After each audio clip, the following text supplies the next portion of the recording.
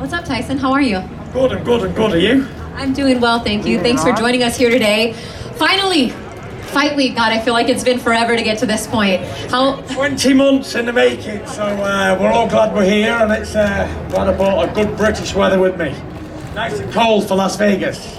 You actually have a shirt, a vest on though this time. Now look, Deontay was up here earlier. Malik Scott, focused, ready to go. I know you don't pay attention to social media, you don't pay attention to what has been said, but he was asked about if he was going to be a more refined or a brand new Deontay Wilder, and he feels like it's going to be the reintroduction of him. Do you really feel that there's anything new in this amount of time that has passed that the world could see from him? I think you could go to college and get a master's degree in nearly 2 years. So for a boxer to change his style, it's very easy to do.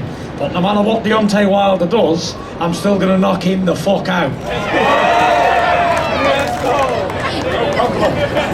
In how many rounds, Tyson?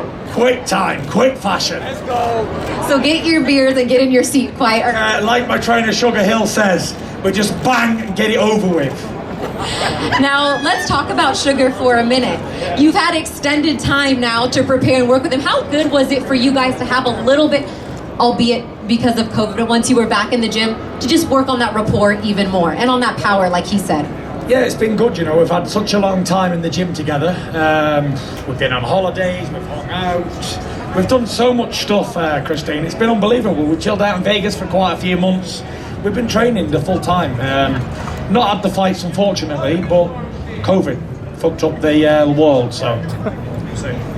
What do you make of everything, although you don't pay attention to it? You've been asked about it time and time again, about basically him not accepting the loss and there being a handful of other reasons about why you could have possibly won that fight. What do you say, and what do you think about that mental fortitude to not actually accept what happened in the last fight? It just shows you that I'm living in Wilder's mind rent-free the whole time, 2 years. Every time he looks in the mirror, he sees Tyson Fury. Every time he goes to bed, before he closes his eyes at night, he sees the Gypsy King. And everything he wakes up and thinks about in the morning, he thinks of Tyson Fury. Even when he goes to sleep at night with his missus, he's thinking of Tyson Fury. You know, it's crazy. It must be crazy to be obsessed with a man like me so much in his life that... Crazy. It's just crazy. But, you know, I've not really made too much of what he says, because this time I'm going to put a knuckle duster on each hand, and then I'm going to go into the fight. I might even put double knuckle dusters. A couple egg weights extra? Yeah, maybe. Or maybe I even bring like a steel baseball bat into the ring, maybe in my trousers or something, who knows. Can't tell with the Gypsy King. I'm magic, I'm like Houdini.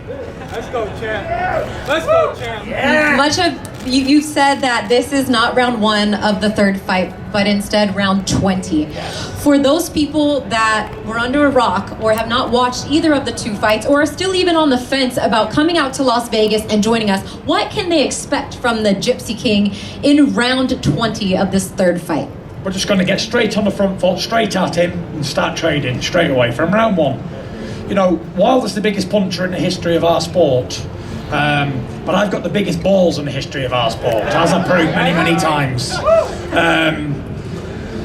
It's going to be exciting, you know. Wilder's a dynamite puncher, and, you know, as we've seen over the last few months, we've seen the heavyweight landscape change so much. But I'm still on form, I'm still doing what I've got to do, and I'm the only undefeated world heavyweight champion left. The only one standing. Crazy. I remember speaking to, this is a little bit of a throwback, but Andy Lee, after he fought Julio Cesar Chavez Jr. And he said, when I hit Chavez Jr. with the hardest punch that I could hit him with, and he took it on the chin and continued to come forward, I was mentally broken in that fight. I knew from that point on, it was over. You took 2 huge right hands from Deontay Wilder in the second fight. He floored you twice in the first fight, and you got back up. What does that do to a fighter mentally when you know you've taken pretty much everything he's had to offer and still won the fight? You know, I've never experienced it because I've never actually, someone's never done that to me. But Wilder's still thinking about what happened in 2018. How the fuck did he get up in round 12 after being knocked out? It's like you hit a guy with your best shot, you knock him out, he gets back up, gets back into you, and then does exactly what he says he's going to do in the rematch. and takes me out, you know. So there's not much I can say. I'm not here to slate Deontay Wilder. He is what he is. Oh, now. Honestly, I think the guy's a real piece of shit. He's a real piece of work. And nobody or nothing will ever change my mind. When we was first going to fight, I thought he was a decent man, like a family man, you know, doing it for his kids and all that. But now I know he's a real piece of garbage, piece of rubbish. And I'm going to knock him spark out on Saturday night. And I cannot wait to get him in that ring and give him a good hiding, for sure. I might even take it slow with him. I might take it slow and punish him, make him say no mas. Okay, a little no mas in there. All right.